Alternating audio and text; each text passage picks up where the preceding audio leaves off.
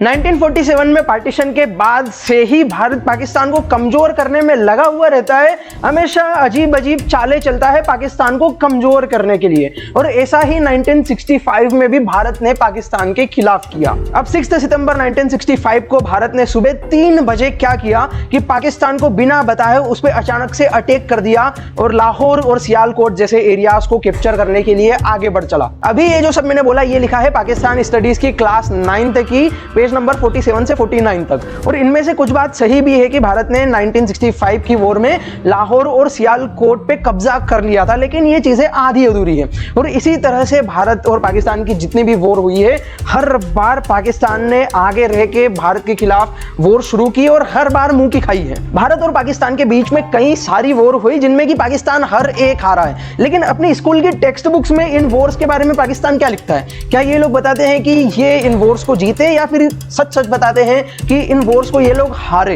ये सारी चीजें मैंने खुद पाकिस्तान की टेक्स्ट बुक्स को पढ़ा है एंड एनालाइज की है, और आज के इस वीडियो में मैं आप लोगों के साथ में इन्हीं सारी चीजों को शेयर करने वाला हूं। पाकिस्तान की टेक्स्ट बुक्स में इंडिया के बारे में इतना अंडसंड लिखा हुआ है ना कि मेरे जैसे यूट्यूबर्स इस पे पूरी एक सीरीज बना रहे हैं। ये जो है ये इसका 3rd एपिसोड है। फर्स्ट एपिसोड में हमने देखा था कि पाकिस्तान की हिस्ट्री टेक्स्ट बुक्स में इंडिया के फ्रीडम फाइटर्स के बारे में क्या लिखा हुआ है, और दूसरी वीडियो में हम लोगों ने ये देखा था कि हिंदूज और इंडियंस के बारे में पाकिस्तान की टेक्स्ट बुक्स क्या कहती है। और वहीं आज हम ये देखने वाले हैं कि जितनी भी वॉर्स हुई इंडिया पाकिस्तान के बीच में, इन सब के बारे में ये जो इनकी बुक्स है इनमें क्या लिखा हुआ है। इसी सीरीज में आगे और भी वीडियो आने वाली है, तो उसके लिए आप चैनल को सब्सक्राइब कर सकते हैं। चलिए बढ़ते हैं आज की इस वीडियो में आगे की ओर।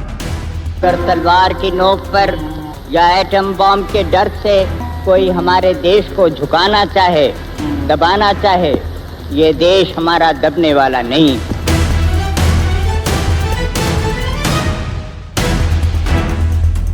हम शांति चाहते हैं, ये तो दुनिया ने देखा।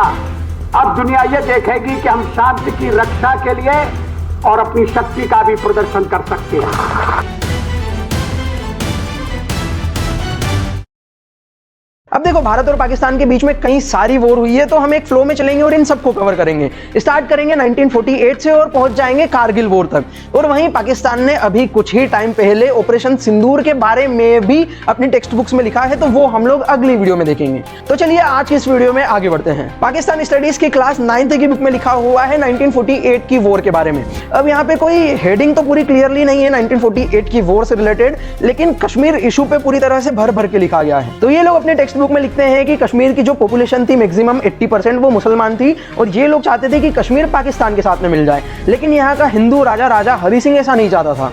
वो मुसलमानों के खिलाफ था। वो जाके इंडिया के पास में चले गया, उसने बड़ी चालाकी से इंडिया से बात की और इंडिया को कंट्रोल दे दिया कश्मीर के ऊपर। उसके बाद में इंडियन फोर्सेस कश्मीर में घुस गई और कश्मीरियों के साथ में बहुत ज्यादा अत्याचार किए। यहीं पे इन लोगों का कहना है कि कश्मीर के रिवोल्यूशनरीज ने भारतीय सेना के खिलाफ आजादी की लड़ाई लड़ी और आजाद कश्मीर को लिबरेट करवा दिया। अब पीओके वाला जो एरिया है उसी को पाकिस्तान आजाद कश्मीर कहता है। इन फ्रीडम फाइटर्स से इंडिया जमीन नहीं छीन पा रहा था, इसलिए इंडिया इस इशू को यूनाइटेड नेशंस में लेके गया। यूएन में रिजोल्यूशन पास किया गया है और कहा गया प्लेबिसाइड करवाने के लिए, यानी कि वोटिंग करवाने के लिए। अब पाकिस्तान तो इसको फुल्ली सपोर्ट करता है, लेकिन इंडिया हमेशा डिलेइंग की टेक्टिक्स यूज करता है, बार बार बहाने बनाता है कि ये जो प्लेबिसाइड है ये ना हो, क्योंकि इंडिया जानता है कि अगर प्लेबिसाइड हो गया तो जो कश्मीर के लोग हैं वो पाकिस्तान के ही हित में वोट करेंगे, पाकिस्तान के लिए ही वोट करेंगे। तो ये इतना सारा लिखा हुआ है कश्मीर के इशू पे, और ये सब प्रोपोगेंडा है। जो रियलिटी है वो अब सुनो। राजा हरि सिंह ना तो इंडिया के साथ में जुड़ना चाहते थे, ना ही पाकिस्तान के साथ में। ये कश्मीर को अलग ही रखना चाहते थे, लेकिन पाकिस्तान बहुत ज्यादा डेस्परेट था। पाकिस्तानियों ने क्या किया कि कबाइलियों के बेस में अपनी फोर्सेस को घुसा दिया कश्मीर के अंदर। इनकी फोर्सेस ने बहुत ज्यादा खून खराबा मचाया और ये लोग बढ़ रहे थे श्रीनगर की ओर। अब राजा जी को लगा कि हाथ से मामला फिसल सकता है, इसलिए उन्होंने इंडिया से हेल्प मांगी। अब इंडिया डायरेक्टली कुछ भी नहीं कर सकता था कश्मीर के इशू में, तो इंडिया ने कहा कि जब तक ये हमारे देश का हिस्सा नहीं बन जाता है तब तक हम कोई एक्शन नहीं ले सकते। इंडिया ने राजा हरि सिंह को कहा कि आप इंस्ट्रूमेंट ऑफ एक्सेशन पे साइन कर दीजिए, उसके बाद में आपकी हेल्प की जा सकती है। राजा जी ने इंडिया की शर्त मान ली। उसके बाद में इंडियन फोर्सेस इंटर करी थी कश्मीर में, क्योंकि कश्मीर भारत का इंटीग्रल पार्ट हो चुका था। इसके बाद में इंडियन फोर्सेस ने पाकिस्तानियों को कश्मीर से खदेड़ के भगाया और इसी टाइम पे इंडिया यूएन में गया था इस मामले को सोल्व करने के लिए। यूएन में रिजोल्यूशन वगैरह पास हुआ, प्लेबिसाइड की बात हुई, लेकिन ये जो क्लेम है कि इंडिया नहीं मानता है, ये पूरी तरह से गलत है। ये जो प्लेबिसाइड होना था, इसकी सबसे फर्स्ट स्टेप ये थी कि पाकिस्तान अपने नेशनल्स को और जो भी पाकिस्तानी लोग कश्मीर में हैं उनको पहले बाहर निकालेगा, उसके बाद में प्लेबिसाइड होगा। लेकिन पाकिस्तान ने कभी ऐसा किया ही नहीं आज की डेट तक, और इसीलिए फिर उसके बाद की स्टेप्स नहीं हो सकी, क्योंकि ये सबसे पहली स्टेप थी। 1948 की वॉर को वॉर की हेडिंग नहीं दी गई थी, लेकिन 1965 की वॉर को बाकायदा हेडिंग भी दी गई और इसके बारे में 3-4 पेज भर भर के लिखे हैं। पाकिस्तान स्टडीज की क्लास 9 थे कि पेज नंबर 47 से 49 तक 1965 की वॉर के बारे में लिखा है। यहाँ पे पाकिस्तानी लिखते हैं कि 1947 से ही इंडिया पाकिस्तान को कमजोर करने की टैक्टिक्स में लगा हुआ था, और इसके बाद में अचानक से सितंबर 1965 में इंडिया ने पाकिस्तान पे अचानक से अटैक कर दिया। रियलिटी ये थी कि ये इंडिया का रिस्पॉन्स था जो कि ट्रिगर हुआ था पाकिस्तान के ऑपरेशन जिब्राल्टर के कारण। पाकिस्तानियों ने क्या किया था कि थाउजेंड्स की संख्या में आर्म्ड इन्फिल्ट्रेटर्स को कश्मीर में घुसा दिया था।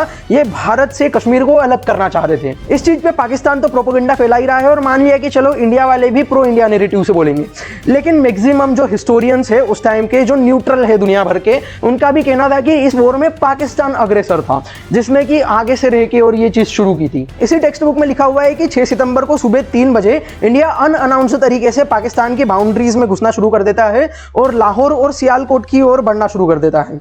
और ये बात सही भी है, इंडिया इंटरनेशनल बॉर्डर को क्रॉस करके पाकिस्तान में बढ़ चुका होता है, लेकिन यहाँ पे कॉन्टेक्स्ट नहीं दिया गया है। पाकिस्तान ने क्या किया था कि 1 सितंबर को ऑपरेशन ग्रैंड स्लैम लॉन्च किया था, जिसमें कि पाकिस्तानी हैवी आर्मर्स लेके अखनूर की ओर बढ़ रहे थे उस पर अटैक करने के लिए, और इन लोगों का इरादा था कि जो कश्मीर वाला एरिया है उसको भारत से अलग करना है। जो भारत की सप्लाई लाइन है उसको डिसरप्ट करना चाहते थे ये लोग अखनूर पे अटैक करके। अब ये जो भारत इंटरनेशनल बॉर्डर पार करके पाकिस्तान के लाहौर और सियालकोट की ओर बढ़ रहा था, ये स्ट्रेटेजिक रिस्पॉन्स था पाकिस्तान के ऑपरेशन ग्रैंड स्लैम का। इंडिया ने पाकिस्तान के लिए लाहौर फ्रंट खोल दिया ताकि पाकिस्तान को जम्मू के एरिया से अपनी जो आर्मर्स वगैरह है उनको पीछे लेना पड़े। इसी बुक में एक पाकिस्तानी पायलट के वर्ल्ड रिकॉर्ड का भी जिक्र किया गया है, जिसमें बताया गया है कि पाकिस्तान के इस पायलट ने 30 सेकंड के आसपास भारत के 5 फाइटर जेट्स को शॉट डाउन किया। लेकिन देखिए रियलिटी ये भी है कि मैक्सिमम जो हिस्टोरियंस हैं ये इस चीज पे डाउट करते हैं। पाकिस्तान के ही कई सारे जो हिस्टोरियंस हैं वो इस चीज पे क्वेश्चंस रेज करते हैं, और इंडिया ने इस पर्टिकुलर केस के लिए ये जो इंसिडेंट हुआ था इसमें 2 प्लेन्स शॉट डाउन होने का रिकॉर्ड मिलता है इंडिया में। अपनी इसी किताब में 1965 की वॉर में पाकिस्तान विक्ट्री क्लेम कर लेता है, जो कि वो हमेशा करता है, लेकिन रियलिटी इससे अलग है। जो मैक्सिमम दुनिया भर के न्यूट्रल हिस्टोरियंस है या फिर खुद यूएस स्टेट डिपार्टमेंट है, इनका कहना है कि सिचुएशन जो थी वो एक तरह से स्टेलमेट जैसी थी। और वैसे मैक्सिमम लोग ये भी कहते हैं कि ये जो हालात थे उसमें पाकिस्तान की स्ट्रेटेजिक डिफीट हुई थी, उसकी हार हुई थी। अब देखो किसी भी वॉर में अगर आप लोगों को कंफ्यूजन हो कि यार कौन जीता कौन हारा, कहीं से भी ठीक से पता नहीं चल रहा है, तो हमेशा दोनों साइड्स के ऑब्जेक्टिव्स को देख लिया करो कि दोनों का ऑब्जेक्टिव क्या था। इस वॉर में भी अगर हम लोग देखें तो पाकिस्तान का ऑब्जेक्टिव था कश्मीर को भारत से पूरी तरह से अलग करना, जो कि नहीं हुआ, और इंडिया का ऑब्जेक्टिव था अपनी मातृभूमि की रक्षा करना, जो कि बिल्कुल पूरी तरह से इंडिया ने किया। इनफैक्ट इंडिया ने पाकिस्तान के एरियाज तक को कैप्चर कर लिया, जैसे कि लाहौर, सियालकोट जैसे कई सारे। एक चीज ये भी देखी जा सकती है कि दोनों देशों ने एक दूसरे की कितनी जमीन को कैप्चर कर लिया था। तो पाकिस्तान ने भारत की 540 स्क्वायर किलोमीटर जमीन पर कब्जा कर लिया था, और वहीं भारत ने पाकिस्तान की 1920 स्क्वायर किलोमीटर जो जमीन थी उसको कैप्चर कर लिया था। हर तरफ से बात एक ही निकल रही है, चाहे आप यहां से कान पकड़ो या फिर इधर से हाथ घुमा के इधर पूरा ला के यहां से पकड़ो, इसमें भारत की ही विक्ट्री दिखाई दे रही है। पाकिस्तानी कैसे खुशियां मना रहे हैं मुझे समझ नहीं आ रहा है। 1971 की वॉर, जिसमें कि पाकिस्तान के 2 टुकड़े हो गए और पाकिस्तान के 93,000 सोल्जर्स ने सरेंडर कर दिया इंडिया के सामने। उस वॉर के बारे में पाकिस्तान क्या कहता है? क्या इसको भी कहता है कि हम लोग जीत गए, या फिर एक्सेप्ट कर लेते हैं ये लोग कि हाँ हम हार चुके थे इस वॉर में? इसके बारे में क्या लिखता है अपनी बुक में पाकिस्तान, आइए डिस्कस करते हैं। 1971 की वॉर को वॉर की हेडिंग नहीं देते हैं ये लोग, लेकिन जो चीजें हैं, जो डिटेल्स है वो सारी बताते हैं इनके प्रोपोगेंडा के साथ में। तो पाकिस्तानी स्टडीज की क्लास 9 तक की बुक के पेज नंबर 53 से 55 तक लिखा है कि ईस्ट पाकिस्तान और वेस्ट पाकिस्तान, वैसे ईस्ट पाकिस्तान आज के टाइम पे बांग्लादेश बन चुका है, तो ईस्ट पाकिस्तान और वेस्ट पाकिस्तान के बीच में था इंडिया, जो कि 1947 पार्टीशन के बाद से ही पाकिस्तान को नुकसान पहुंचाने की फिराक में लगा हुआ था। इंडिया को ये जो था ये अच्छा मौका दिखा, इसलिए बांग्लादेश वाला जो एरिया था ईस्ट पाकिस्तान, उसमें जो मेजोरिटी में थे, कई सारे जो टीचिंग में थे, वहाँ पे ट्रेड वगैरह जैसी चीज़ों में थे, वो हिंदूज थे। ये जो हिंदूज थे, इन लोगों ने बंगालियों को बहुत ज़्यादा ब्रेन वॉश किया, उनमें सेपरेशन के सेंटिमेंट्स को बढ़ावा दिया और उन लोगों को इनकरेज किया कि वो लोग पाकिस्तान से अलग हो जाए और एक नया देश बनाया जाए। अब देखो यहाँ पे भी कॉन्टेक्स्ट मिसिंग है, जो मेन रियलिटी है वो नहीं बताई गई है। इंडिया ने ये जो रिस्पॉन्स लिया था, इंडिया का जो रिस्पॉन्स था वो इसलिए था क्योंकि पाकिस्तानियों ने एक ऑपरेशन लॉन्च किया था, ऑपरेशन सर्च लाइट, जो बांग्लादेश है आज के टाइम का, ईस्ट पाकिस्तान उस टाइम का। वहाँ पे लोगों को ढूंढ ढूंढ के मारा जा रहा था, उनके ऊपर अत्याचार किया जा रहा था, जो महिलाएं थी उनके साथ में बहुत घिनौने तरीके से दुष्कर्म किया जा रहा था। जो वहाँ के लोग थे बांग्लादेश के, ईस्ट पाकिस्तान के, वो इंडिया में शरणार्थी बन के आ रहे थे, रेफ्यूजीज बन के आ रहे थे और इस चीज़ से इंडिया की इंटरनल सिक्योरिटी को भी खतरा था। इस चीज़ को रिजोल्व करने के लिए फिर इंडिया इस पूरे मामले में पड़ा और उसने मुक्ति बाहिनी को सपोर्ट करना शुरू किया, उनको ट्रेनिंग देनी शुरू करी ताकि वो इस अत्याचार के खिलाफ लड़ सके। पाकिस्तान की सेना ने जो बंगाली लोगों के ऊपर इतने सारे जुल्म किए, उनका कोई भी मेंशन नहीं है बुक्स में। और ये जो 93,000 जो सैनिक थे इनके, जिनने सरेंडर किया था, जो कि वर्ल्ड वॉर 2 के बाद से सबसे ज़्यादा बड़ा मिलिट्री सरेंडर था, उसका कोई भी मेंशन नहीं है इनकी बुक्स में। एक तरफ ये लोग लिखते हैं कि इंडिया अपने मकसद में कामयाब हो गया और 16 दिसंबर 1971 को ईस्ट पाकिस्तान पाकिस्तान से सेपरेट होकर बांग्लादेश बन गया। और वहीं साइड में एक कोने में एक डब्बा बना हुआ है जिसके अंदर ये लोग लिखते हैं आर्मी पब्लिक स्कूल पेशावर के बारे में। 16 दिसंबर 2014 को ये 16 दिसंबर की ही डेट को 2014 में यहाँ पे अटैक होता है। देखो अब यहाँ पे कोई भी कॉन्टेक्स्ट वगैरह नहीं दे रखा है इस जो अटैक था। अब यहाँ पे ये जो लिखने का जो मेन इंटेंशन है ये इनका यही है, लोगों को बताना चाह रहे हैं कि देखो जो 40 साल पहले भी इंडिया ने क्या किया था आज से, और उसी के बाद में ये जो अटैक हुआ है, टेररिस्ट अटैक, ये भी इंडिया ने ही करवाया है टेररिस्टों के द्वारा। लेकिन इसकी रियलिटी ये थी कि ये जो था ये टीटीपी के द्वारा करवाया गया था, ये जो टेररिस्ट अटैक था। इनकी सारी बुक्स में एक पैटर्न आप लोग यही नोटिस करोगे कि या तो फैक्ट्स को आधा अधूरा बताया गया है या फिर कोई कॉन्टेक्स्ट वगैरह नहीं दिया गया है, तो उससे फिर जो मीनिंग है वो कुछ और ही निकलता है चीज़ों का। पाकिस्तान स्टडीज़ की क्लास 10th की बुक में कारगिल वॉर के बारे में एक छोटा सा पैराग्राफ दिया गया है जिसकी हेडिंग है कारगिल इन्वेजन। किसने इन्वेड किया भाई, कुछ कॉन्टेक्स्ट तो दो। इन्वेजन जो हुआ था वो पाकिस्तान की ओर से हुआ था। पाकिस्तान की नॉर्दर्न लाइट इन्फेंट्री के जो सोल्जर्स थे वो एलओसी पार करके भारत की बाउंड्री में आ चुके थे, भारत के पीक्स को कैप्चर करने के लिए। इसी के साथ में इनकी टेक्स्ट बुक में लिखा हुआ है कि अमेरिकन प्रेसिडेंट बिल क्लिंटन के इंटरवेंशन के बाद में इंडिया और पाकिस्तान दोनों ने सीज फायर के लिए एग्री किया। रियलिटी ये नहीं है, सीज फायर ऐसे ही नहीं हो गया था, पाकिस्तान को फोर्सफुली विड्रॉल करना पड़ा था। जो इंडिया ने ऑपरेशन विजय लॉन्च किया था उसके कारण कैप्टन विक्रम बत्रा सर जो थे, मनोज कुमार पांडे सर जो थे, और कई सारे जो हमारे कारगिल में लड़ने वाले बहादुर वीर जवान जो थे, कई सारे जो हमारे देश के लिए शहीद हुए, उन लोगों ने पाकिस्तान को मजबूर कर दिया पीछे हटने के लिए।